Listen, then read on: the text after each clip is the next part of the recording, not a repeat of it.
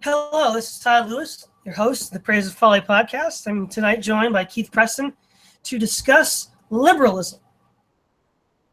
The first thing we should do is define terms. Liberalism, and often its corollary opposite, conservatism. Now I'm going to define these terms, and I'll let you comment on whether you think they're good definitions or not. I think liberalism is a modern political system. Is based on the fact that the state is a kind of corporation which you contract with based on the social contract to get goods and services, namely security and justice. And and also liberals tend to be for equality. So, right, don't discriminate based on sex or gender, have this kind of leveling. Whereas conservatives look at society as a form, there's these natural hierarchies in nature. Society should conform to be just. And, Chinese and Europeans but have different understandings of an organic society because they have different religions, different ethical values. But in general, though, I think they would agree, whether it's Confucius or Aristotle, that there's this natural order in the world and that a just social order should preserve that order. Liberalism says that order is evil and has to be torn down. What do you think about that?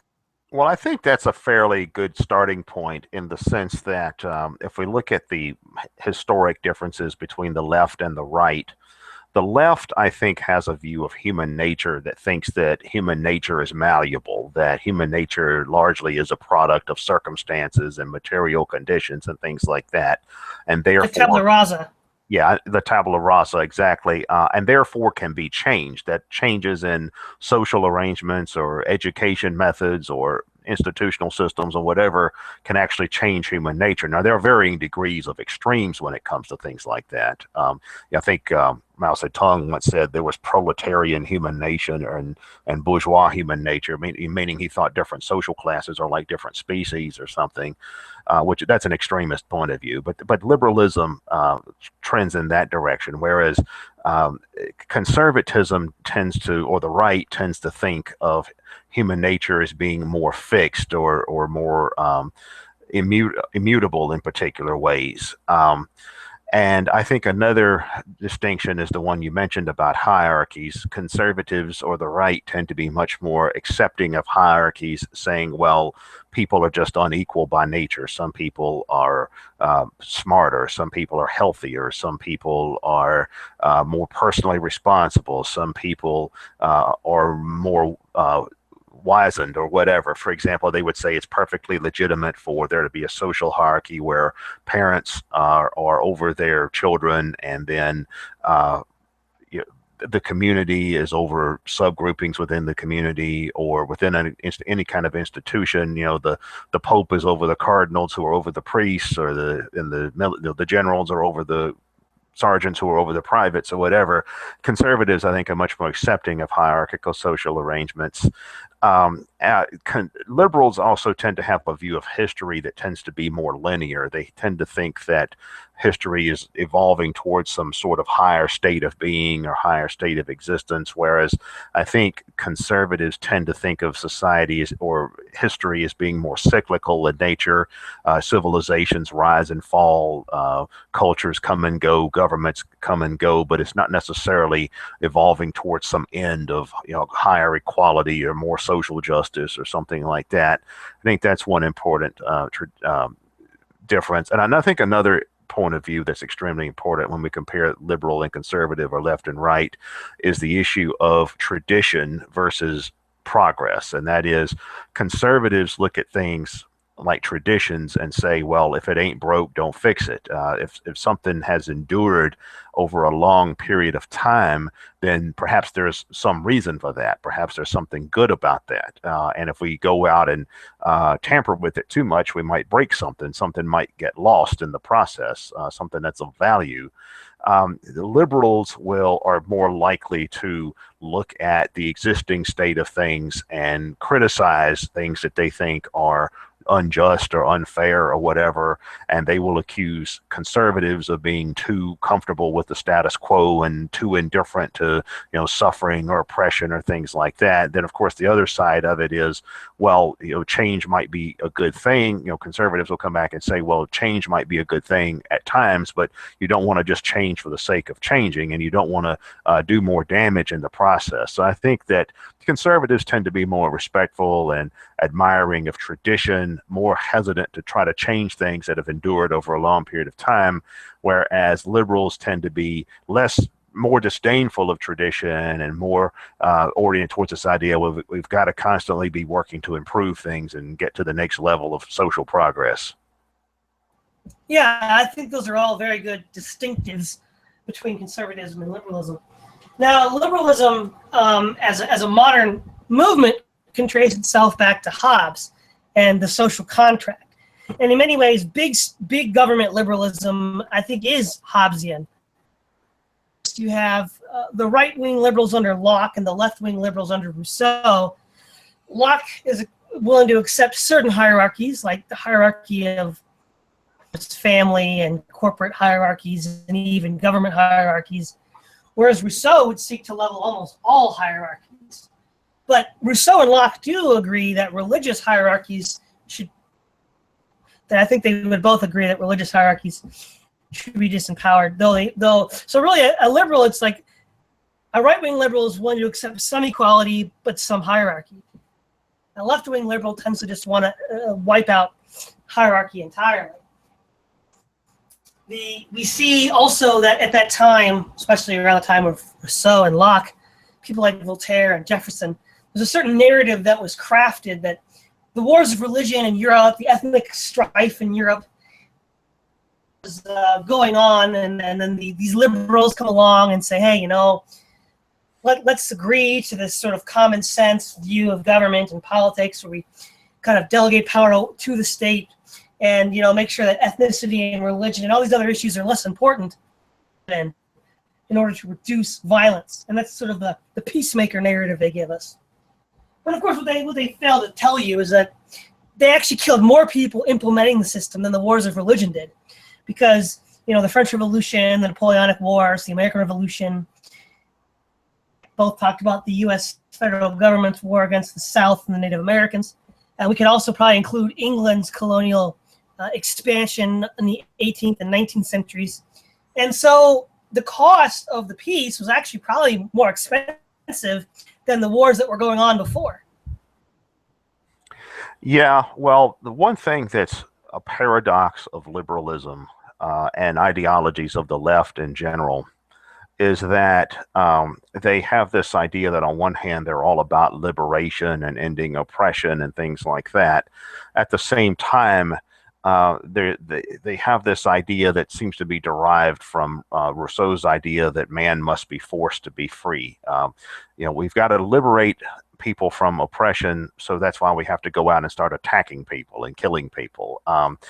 And I think that that's a real paradox in liberal and left thinking, and that is that on one hand they will claim to advocate total equality or total freedom, but there's always something in the way that has to be suppressed. The French Revolution is a good example. The original Constitution of the French Revolution, proclaiming the natural rights of man and all of that, were very libertarian in many ways. I'm almost anarchistic, but they at the same time they have this idea, but you've got all these counter revolutionaries, you've got all these enemies of the people, you've got all these enemies of progress, and not just the monarchy and the aristocracy and the church and all that, but even other radicals as well. And you see that in all the left-wing revolutions of the 20th century. You see that in Bolshevik Russia and Maoist China and places like that as well. So there's this idea that you find in the left of, well, everything's about oppression. In many ways, the left defines history as the history of oppression. We have the age of slavery, the age of feudalism, the age of industrial capitalism. So it's always the struggle to overcome oppression. And yet, one aspect of that I think leftists completely sweep under the rug is the fact that groups that are supposedly oppressed are often just as abusive when they become powerful as whatever it is they replaced. Being quote unquote oppressed doesn't really make someone virtuous. It doesn't mean they're going to be a nice person when they get put on the throne or whatever. And that seems to happen over and over again. You have people who are out of power, who are, for either for good reason or bad reason, claiming to be oppressed. And then when they become powerful, well, they're just as abusive as what ever came before. In fact, I don't think that's an aberration. I think that's almost the historical norm, is that, when out groups become in groups, they become just as abusive, just as oppressive as whatever they replaced. Pareto had the theory that there's really no such thing as equality. There's just elites and counter elites. And then counter elites are often just as exploitive as whatever elite came before them. Yeah, in some cases, they're actually worse, like, say, the Bolsheviks replacing the Tsar, or the Chinese communists replacing the Chinese nationalists. But this idea about liberalism as the peacemaker, if you look at the wars of the ancient regimes by France, Prussia, Austria, Russia, the actual quite low, and then the civilian body count was minuscule. These so-called wars of liberalism or liberation, the body count soars. I mean, it's not just because you have massive conscription instead of private armies, and then which leads to civilians being targeted as legitimate targets, whereas in the wars of the ancient regime, civilians were not typically targeted as a legitimate target. And so in a lot of senses, this just isn't the case. A classic example of this kind of liberal smugness is Steven Pinker. He wrote a book, I think it was The Better Angels of Our that effect. And Steven Pinker kind of has this, basically national, ethnic, and religious values are bad because they lead to conflict. Liberal values are good because they lead to peace. And then he has this very contrived narrative of how liberalism, brought tolerance and peace to the world, which of course it did at the cost of an extensive body count, far larger than any war waged by the ancient regime. And the other thing is, they don't actually solve the problem of Jews. If you have ethnic and religious strife because people are living together and can't agree on an issue, more in common with an Oriental empire like the Ottomans. The Ottomans kept peace over their empire by wielding a very big stick at everybody else that didn't get in line. So they had Christians and Muslims and Jews and Greeks and Assyrians and Arabs. And the liberals do the same thing. They walk around with a big stick, and if you're a white or a Christian or a Muslim or whatever, they just whack you with a big stick. And then, you don't want to get hit with a big stick, so you shut up. They haven't really solved the problem of people that disagree over core issues of ethics or religion or ethnicity. They just copied, Oriental empires and just wield big sticks and beat you into submission. Well, liberalism comes in multiple forms, and there's, of course, classical 19th century liberalism or 18th century liberalism, which I tend to interpret as being the ideology of the bourgeois class. I mean, this was the time period when the old royal systems were losing power, and the traditional landed aristocracies were losing power, and the traditional church was losing power, and you had this bourgeois, commercial, or financial class coming to power and becoming the dominant class and forming these commercial republics in Europe and America and other places. And I think that you have this kind of class revolution that takes place during that time. And the political theory and ideology that overlaps with that is the theory of classical liberalism, which is where the idea that Locke outlined, well, the government exists to protect your rights, really meaning your property rights as a member of the property class and things of that nature. And that's how liberalism is really introduced into modernity. And then over time, you have the growth of the Industrial Revolution, and you have the widening class divisions that came out of that. And you had the growth of this massive industrial class of wage laborers, the proletariats, as the Marxists call them. And you had, the social problems associated with that. So you start having a left wing of liberalism that starts wanting to have a more interventionist state into the society for the purpose of curbing problems associated with poverty or the environment or pollution and things like that. So out of that, you get reform liberalism or progressivism, as it's more commonly called.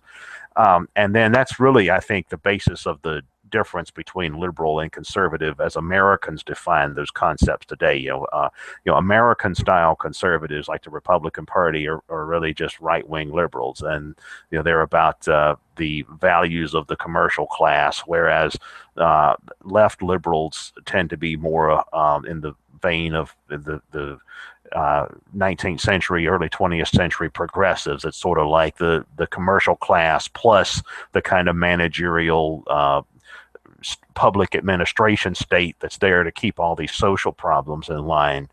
But I think modern liberalism or left liberalism has since evolved and taken on a new form where it's all about this social and cultural leveling as well as economic concerns. Old-fashioned liberalism tended to be very oriented towards economic concerns. You had right-wing liberals that wanted to protect the interest of business. You had left liberals that are more about the interest of labor or whatever.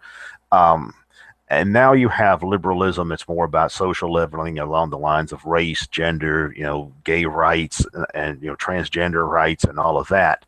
So I think that's really a new form of liberalism. But I think that in many ways it gets back to the idea you find in like Rousseau, like Jean-Jacques Rousseau, the idea that man must be forced to be free.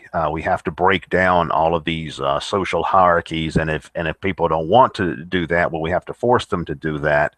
And it's really the same problem as you mentioned, because you talk about how in the Ottoman Empire you had all these ethnic groups and religious communities that were in conflict with one another, but you find the same thing in the modern American empire, and the modern, whether it's the Ottomans in the Middle East or the Americans in North America today, you find the same conflicts between the different racial and ethnic groups, between the different religious communities, or the anti-religious communities, or the different economic factions and special interest groups and all of that. I mean, we still have all of that the way all past societies do.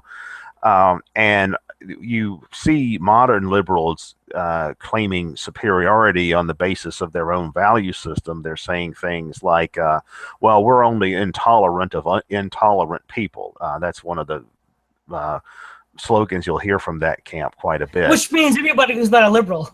Right, exactly. We're tolerant of liberals. That's basically what they mean. Well, we're very tolerant, but we're only tolerant of liberals.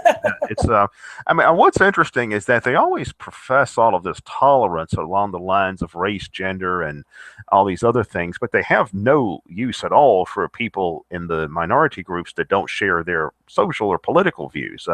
Liberals, in my experience, have nothing but contempt for, say, black conservatives or pro-life women or gay Republicans. I mean, they despise Milo Yiannopoulos as much as they despise anyone. He's a flaming gay guy who's also something of a conservative, kind of an iconoclastic person, I guess, very anti-PC, and he's as disliked as members of the KKK are disliked by liberals.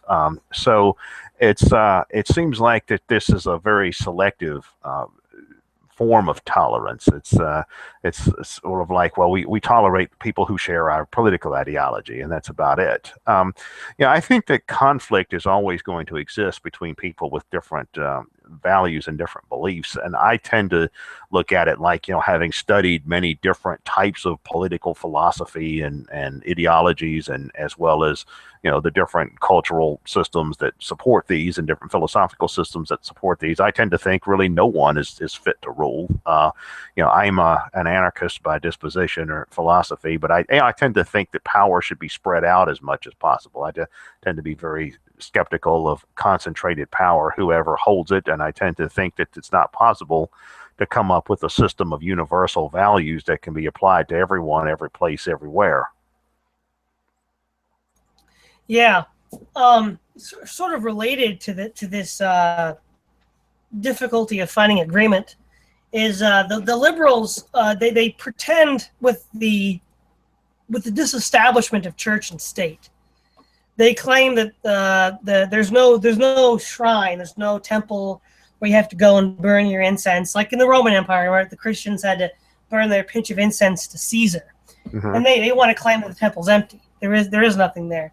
And a really good article written in 2006 entitled "The Empire of the Empty Shrine: American Imperialism in the Church" by William T. Kavanaugh. He points out that it's a total farce. There is a temple, and the temple is the Temple of Liberty. And you can be a Jew, a Muslim, a Christian, white, black, as long as you accept liberalism, as you just pointed out. If you're a black conservative, if you're a member of the KKK or a member of, say, Black Panthers, radical racial groups, that's not acceptable anymore. You haven't you've gone beyond the domain of Caesar's religion, and then you have to be punished. There really is, but the deception is so. I don't know why people can't see it. Like if you were to bring in like a Catholic king and then appoint bishops, everybody would know immediately the power structure. They say, "Oh, that's oppressive. That's a hierarchy of church authority." But if you bring in, these sort of like secular leaders, whether they be scientists or social analysts, in league with this liberal empire, people don't see a hierarchy and the systems of oppression that they would immediately see if it was a theocracy or even a racial system. Yeah, well, it's interesting how all systems, all political systems, all states or whatever, have a self-justifying ideological superstructure. I think this is something the Marxists get right, in the sense that every state, every ruling class that has ever existed had some means of legitimizing itself or conveying an aura of legitimacy on itself. Now, that might vary widely in terms of what it was. It could be the idea that the emperor is the descendant of the sun god, or it could be, the idea of the supremacy of some particular race, or it could be the superiority of liberal values, or something else. But every kind of every kind of state has some kind of legitimizing ideology. And within every set of social arrangements, you also find a set of social hierarchies, and you find a type of priesthood, if you will, of people who convey the establishment ideology and who work to inculcate that ideology among the subjects. In our own society, that is modern Western liberal democratic capitalist societies, we don't really have a theocracy in the sense of a church that has actual power. I mean, even in England, where they still have a state church, and some of the other European countries, they still have a state church, but there the churches have no power or influence. In our own modern societies, we still have institutions that work to convey or to inculcate ideology, and that's the educational system. And I think that's the mass media in our own society. I think those two institutions probably do more to inculcate particular ideological values than any other kind of institutions. And those are also backed up by other things. I mean, they're backed up by things like the medical industry. Like Dr. Thomas Szasz, who was a maverick psychiatrist, and was very critical of the use of psychiatry as a means of social control, and of medicine generally. He used to say that what we have is not a theocratic state, but a therapeutic state, where the power of the priesthood has been transferred to physicians and psychiatrists and to, by extension, technocrats and bureaucrats and other professionals of this type who were somehow considered to be guardians of special knowledge. For example, you have the educational system that teaches one particular set of civic values. Back in the 1950s, they probably would have been teaching something like, the American way and that kind of narrative, and George Washington and the cherry tree and all that. And nowadays, I would guess what probably in many of the public school systems, they probably teach them all about, multiculturalism and equality and, environmental consciousness. And, they should recycle their soda cans or whatever. But in all of these kinds of systems, that's what you have. I mean, you have some sort of established state philosophy that is used to legitimize the existing ruling class. And you have institutions that exist for the purpose of disseminating this ideology and persuading people to believe in it. And you also have classes of people that are considered the disseminators or caretakers of all the special knowledge, whether it's the priesthood in some kinds of societies, whether it's the party officials in a communist society, or whether it's simply the professional class, whether it's the educational class, whether it's the media or journalistic class, whether it's the white coat priesthood, as I've heard the physician class called in the past. But you're always going to have this kind of system.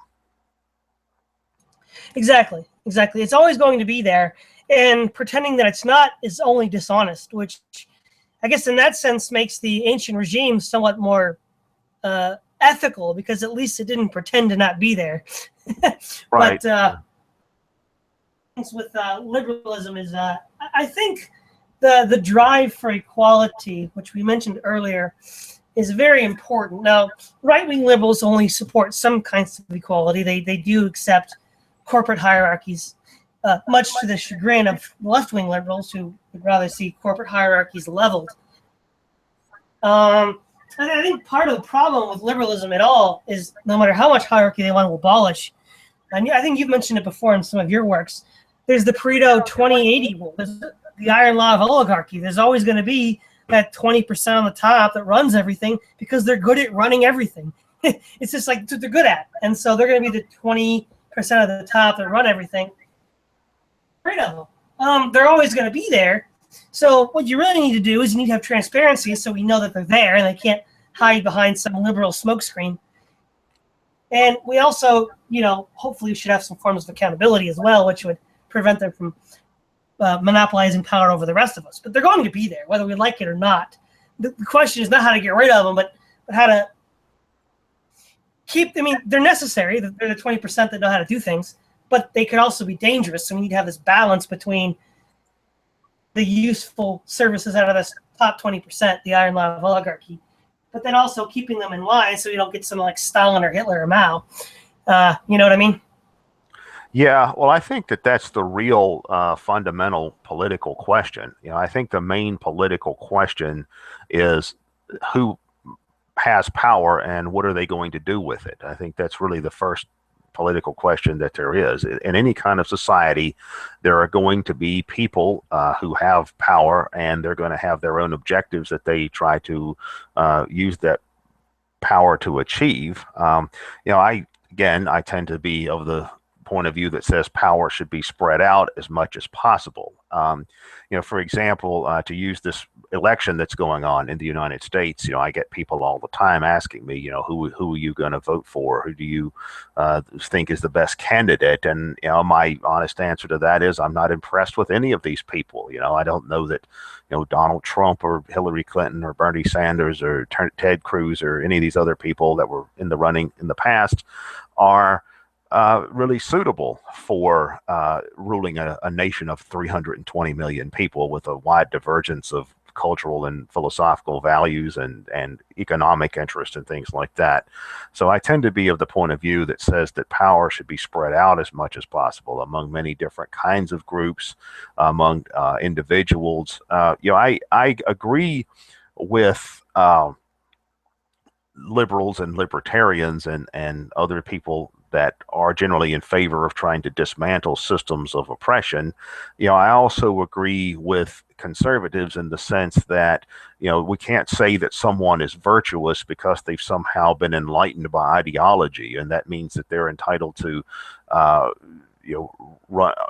the kind of power they want to implement whatever kind of sweeping changes they want. I tend to think that social change tends to come from the bottom up, and by the time it becomes institutionalized, it's probably already been corrupted by that point. And you always have to be on guard because people who, like I said, people who are once out of power, can become just as abusive when they become powerful. I mean, in the American Revolution, the ink was barely dry on the Bill of Rights before they started passing the Alien and Sedition Acts.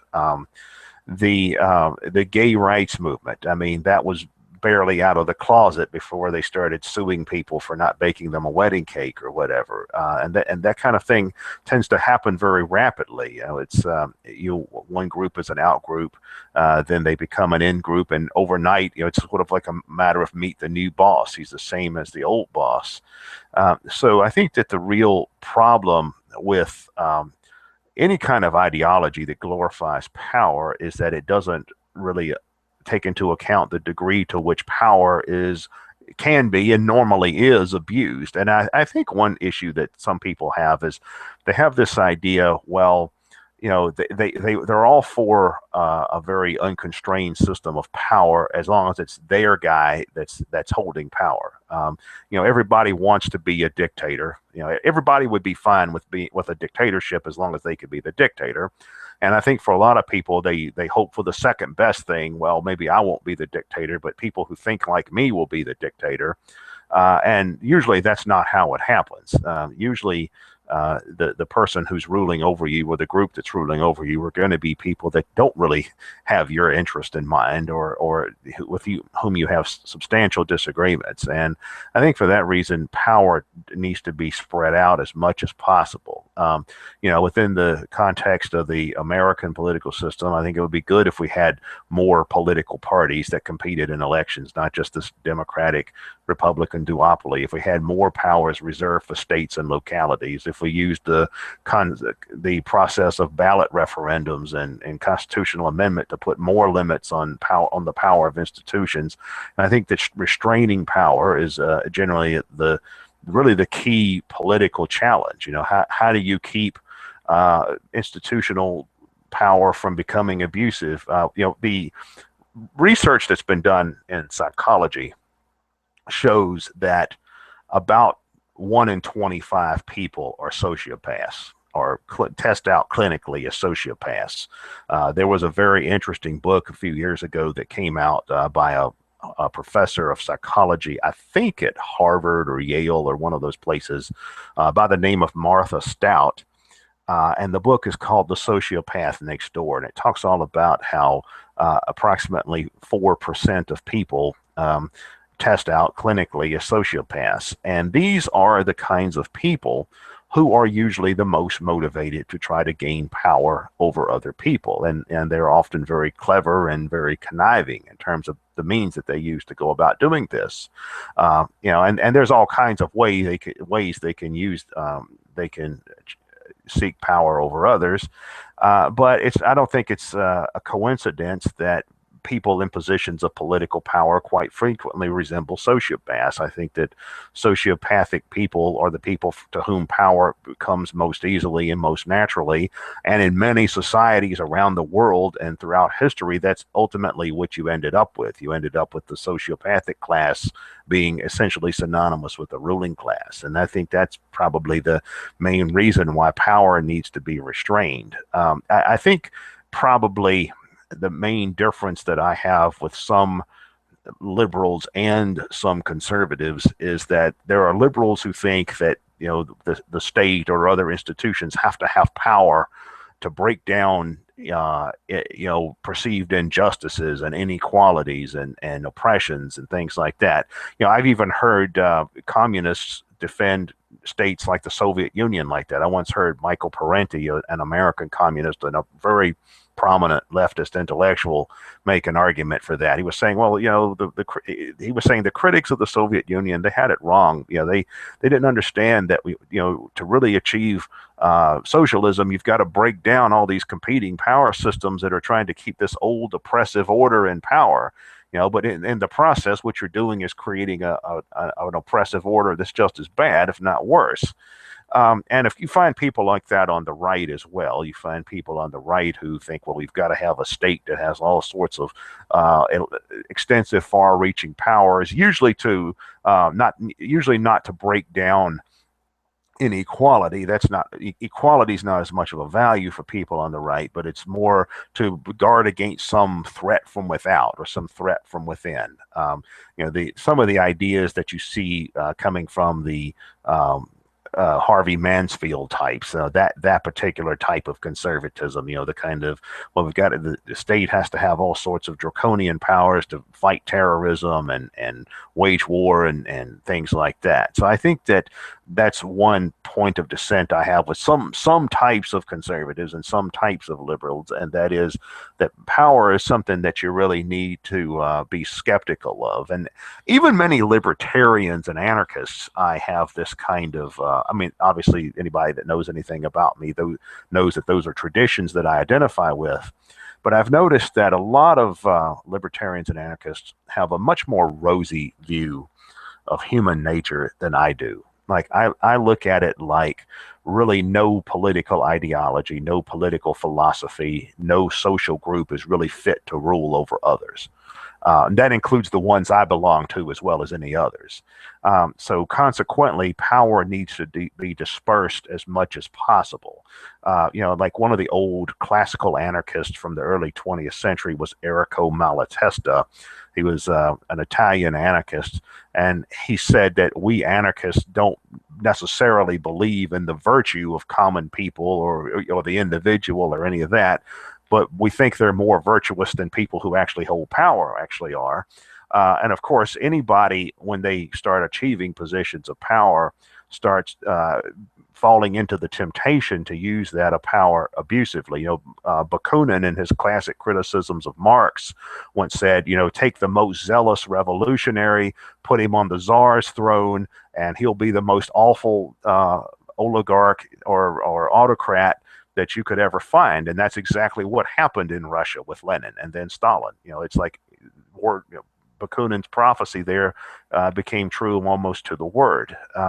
So institutions of power, I think, are such that they need to be restrained. One thing that I think American political theory gets right on some basic level is this idea of divided sovereignty, this idea of having power spread out between multiple institutions, multiple branches of government, whatever, the power split between central government and local government and state government and the private sector and the public sector. And while all of that, may be over glorified in some camps and may not work as well as it's supposed to on paper, I do think that's one aspect of that particular type of classical liberalism that was on the right track.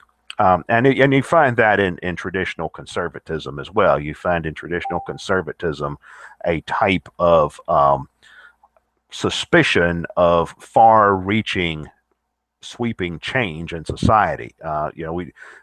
Conservatives tend to argue that social change should be done slowly, cautiously, on a piecemeal basis, not in the sense that you're trying to remake society according to some preconceived prescription and things like that. And I think that's one of the major conflicts between liberals and conservatives is that conservatives will say liberals want to go too fast, they want to get ahead of themselves, and in the process they're going to mess something up.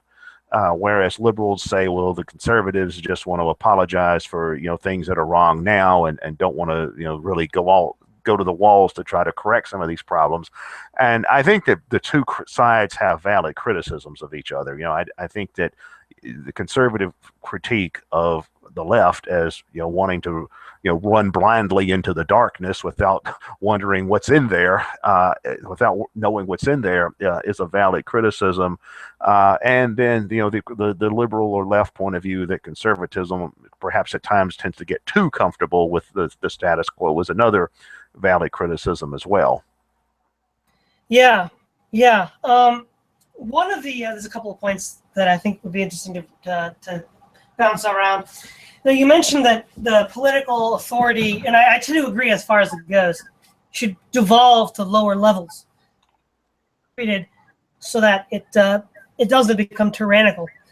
But one of the things that I'm somewhat skeptical of the more like left-wing liberal or even anarchist libertarian tradition is that they believe that you can basically shrink political power down to zero, or as close to zero as you can get. It's kind of like the absolute zero of politics, zero in temperature in the physical world. And you can never get to absolute zero in politics. But there are some people that think you should get as close as possible to absolute zero. The key with that is that it's a double-edged sword, right? If you have too much power, you get a tyrant and he'll beat you up. But if they're too weak, they can't even defend you. I mean, one could easily look at Ireland in the 10th century. They were a bunch of patchwork of principalities and kingdoms that were conquered one by one, first by the Vikings and then by the Normans. They were so weak, they couldn't even defend themselves. And as our last podcast about World War II, the Eastern European states were so divided and weak that they couldn't offer resistance to either Hitler or Stalin. And so there's kind of a tension from above. Don't have too much power, otherwise you might get a dictator. But if you have too little power, then you're just vulnerable to being invaded by somebody else. Now, as to the question of power and sovereignty, I know you are interested in the philosophy of Carl Schmitt. How do you think Carl Schmitt's philosophy might help us evaluate this question? Well, Carl Schmitt is a philosopher, a German philosopher that he lived for a long time. I think he was about 97 or something when he died. But the work that he's most famous for, he did during the interwar period in Germany and between the First and Second World War during the Weimar Republic era. He's widely reviled for having joined the Nazi movement in Germany after it became powerful, and that was solely to save face, not because he was a true believer. So we can make whatever we will.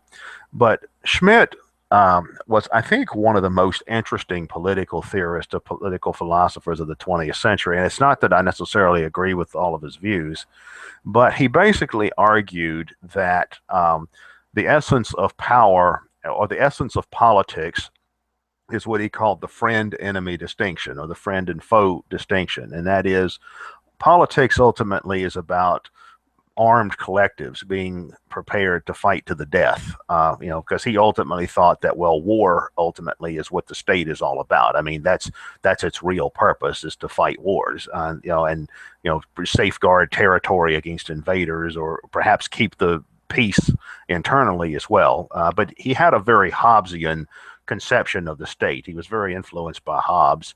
He was also somewhat influenced by the more quote-unquote reactionary tradition and conservatism, like Joseph de Maistre or Louis de Bonnel or someone like that. But I've had, over the years, ironically, many people ask me, how can you be an anarchist and be interested in Carl Schmitt? In fact, even Paul Gottfried, who wrote a fairly definitive biographical work of Schmitt at one point, even he has asked me about that with some bemusement at times. But I think, though, that what is interesting about Schmitt is he really came as close as anybody I've ever read to really defining the essence of what the state is and what state institutions are about. But he does it without the kind of moralistic blinders that you find among a lot of libertarians and anarchists. A lot of anarchists and libertarians criticize the state, and they say the state is an institution of oppression, exploitation, tyranny, and so forth. And that's certainly true in many instances.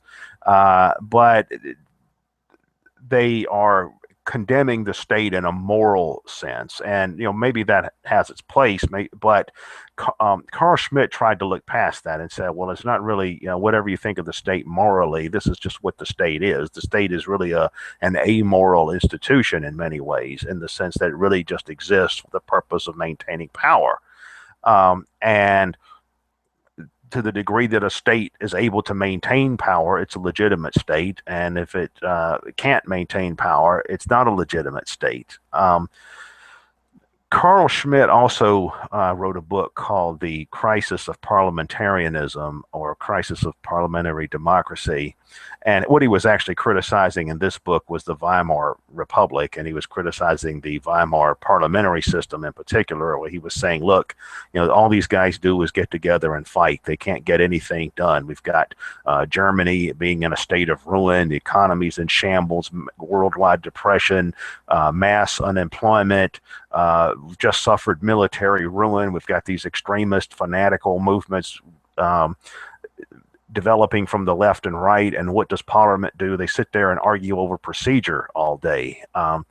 And he thought that this was just a really inefficient and ineffective way of running government or running society, and he even preferred strongman government over something like that. He thought, well, what we really need is somebody that's going to come in and exercise authority and set things right. And I don't think he really had in mind someone like Hitler, somebody that was just a really over the top extremist. But I do think that he preferred someone like, say, the former regime that they had in Germany, which was the regime of Kaiser Wilhelm, which he saw as having been whatever its limitations, it was at least efficient and a relatively smoothly run nation. In fact, the German system under the Second Reich, and before that, the Prussian system, was considered to be a model of efficiencies in many ways. In fact, there was a quote from Lenin. I can't remember the exact quote, but Lenin once said something about how the problem that the Germans had with the socialism or carrying out a revolution is that they were just too orderly or something like that. He thought that the Germans just kind of had this intrinsic conservative personality that prevent them from being good revolutionaries or something like that. But I tend to think that the Schmittian critique of the state as an institution that exists to provide order and maintain the collective against external violence and things like that is actually an interesting and necessary counterpart to a lot of anarchist theory. And that's one of the reasons I became interested in Schmitt, was I thought that, okay, well, this guy on one hand really defines the essence of what the state is. Any good anarchist should be able to take Schmitt's theory of what the state actually is and actually run with it. On the other hand, he points out some of the weaknesses in the anarchist position as well, like the one that you just raised, which says, well, yes, the state can be abusive, the state can be tyrannical and oppressive, but what about external abuses? What about the possibility of an invasion from the outside? What about internal abuses? What about just civil disorder? And of course, whenever people like me who subscribe to the anarchist tradition talk about our ideas with outsiders, of course, one of the most common objection we get is, well, in your system, it would just be endless looting and crime and violence. And that's not really my version of what anarchism is or ought to be, but that is the perception. And it's not a valid, and it's certainly not a foolish or invalid question. And, once again, as you were saying earlier, I tend to hold to the view that power should be spread out, decentralized, localized, restrained as much as possible. But there's always this paradoxical question of when does that become impossible? Under what circumstances is it necessary to have more concentrated power? For example, let's say that you had an anarchist society in Mexico. Let's say that for some reason a group of anarchists were able to carry out an anarchist revolution in Mexico, and they had their private defense agencies and worker cooperatives and anarcho-syndicalist communes and all the kinds of institutions that anarchists envision. All right, well, what if the United States decided, well, we don't particularly like having this going on in Mexico, so we're actually going to invade Mexico and suppress this, just like we invaded Iraq in 2003.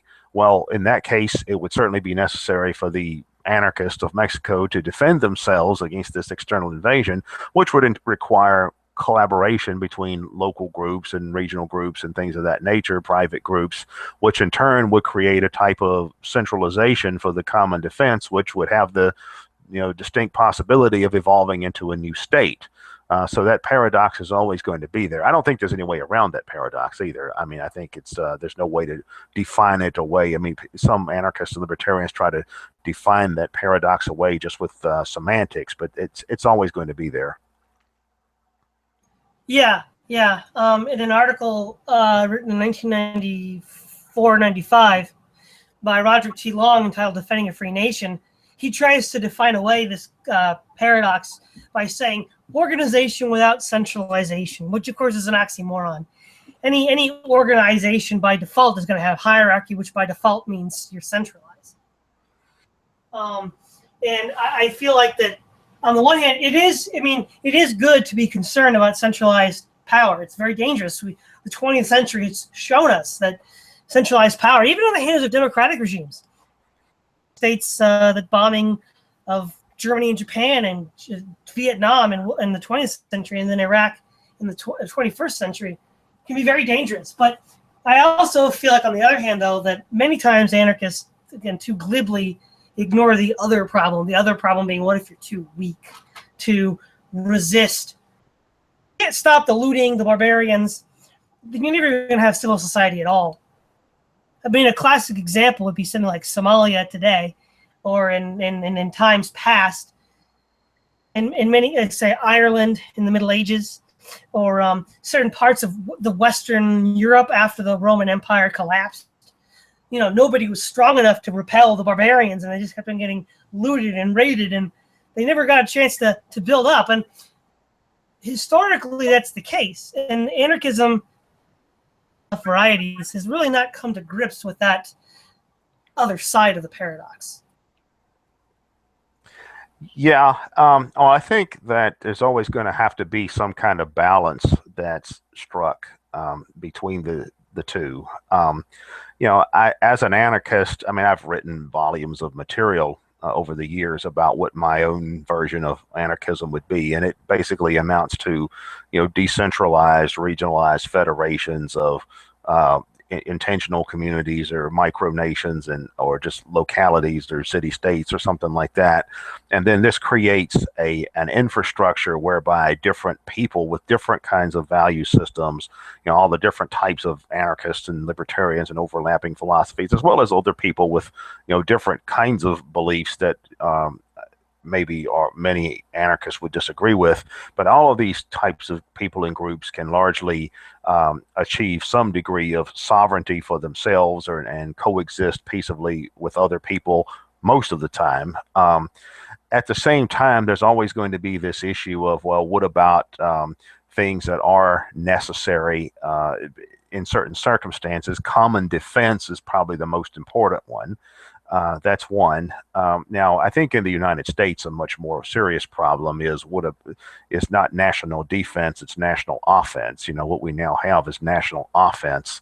But I think in any kind of society, you're going to have national defense, or even if you don't call it national defense, territorial defense or community defense, or some kind of defense against external invaders, marauders, conquerors, etc. That's more of a problem in some places than in others.